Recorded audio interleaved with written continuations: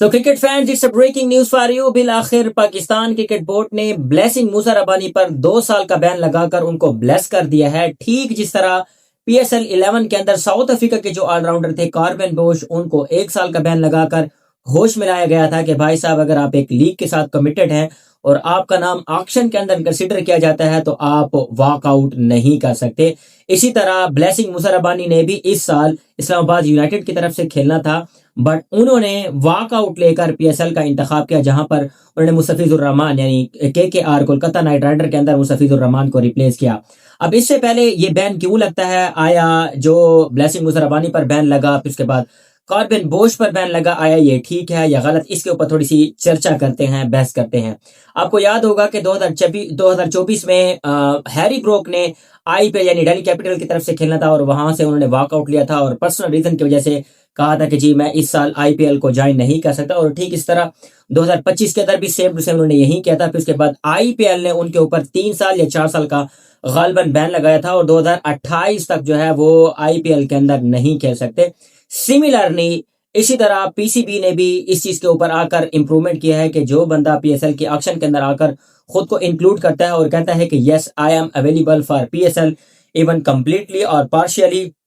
Then उसके बाद auction के दौरान उसको पिक कर लिया जाता है और पिक करने के बाद अगर वो अपनी अवेलेबिलिटी शो नहीं करता तो उसके ऊपर इस किस्म का बैन लगेगा। और मैं आपको बताता चलूं कि ब्लेसिंग मूसा रबानी की जो पाकिस्तान के अंदर वर्थ थी, यानी पाकिस्तान यानी इस्लामाबाद यूनाइटेड की तरफ से अगर वो खेलते तो उनको 1.1 करोड़ मिलते और इस वक्त वो KKR के अंदर खेल रहे हैं मुस्तफिजुर रहमान की जगह, जहां पर उनको 2.25 करोड़ के आसपास जो है वो वर्थ मिल रही है। और सिमिलरली कॉर्बिन बोश की जो प्राइस थी वो भी कुछ इस तरह थी, जहां पर पाकिस्तान के अंदर उनको अराउंड आई थिंक 1.5 करोड़ या समथिंग में जो है वो ऑक्शन के अंदर पिक किया गया था प्लैटिनम कैटेगरी में, और वहां पर जाकर फिर उनको तकरीबन इंडियन 30 to 35 लाख के अंदर जो है वो कंसिडर किया गया था। तो ये जो चीजें हैं मेरे ख्याल में PCB हो या फिर IPL हो या फिर कोई भी लीग हो या PSL हो, उनको एक क्लॉज मजीद ऐड कर देना चाहिए कि जब जब हम किसी भी प्लेयर को पिक करते हैं इधर for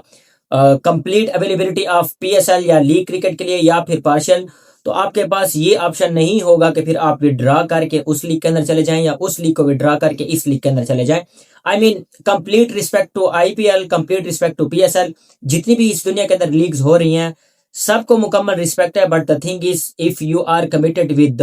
any league and then उसके बाद on the behalf of money या फिर पैसे के चलते जब आपको कोई और ऑफर करता है तो आप वॉकआउट नहीं कर सकते। तो इसके ऊपर आई थिंक कोई क्लास बनना चाहिए जहां पर ये चीज मेंशन हो कि अगर सबसे पहले आपसे पूछा जाता है कि आप इस लीग के अंदर अवेलेबल होंगे या नहीं होंगे, उसके बाद अगर आप कहते हैं कि यस आई एम अवेलेबल, और फिर उसके बाद ऑक्शन के अंदर आपको पिक कर लिया जाता है, अगर आपको पिक नहीं किया जाता तो definitely you are an idol, आप कहीं पर जाकर किसी भी लीग के अंदर जाकर आप खेल सकते हैं। बट अगर आपको पिक कर लिया जाता है और पिक करने के बाद आपके पास कोई ऑप्शन नहीं होता और फिर उसके बाद आपको वो लीग खेलनी ही खेलनी पड़ेगी। सिमिलरली यही चीज, अच्छा यहाँ पर ये क्लास तो है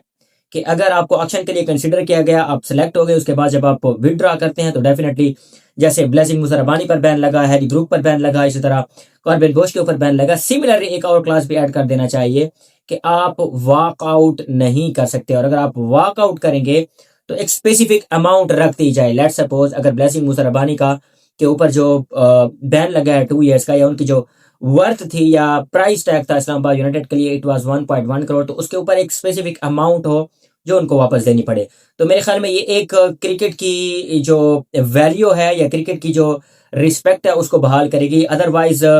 everything will be balance through money, जहां पर पैसा ज्यादा होगा हर बंदा वहीं पर जाएगा। तो there is something more than money and that's called respect, जिसका होना बहुत ज्यादा जरूरी है, और cricket is all about peace and respect. इसके बारे में आपका क्या कहना है कमेंट सेक्शन में जरूर बताइएगा। Stay tuned for the next video, keep subscribe my YouTube channel and Facebook page.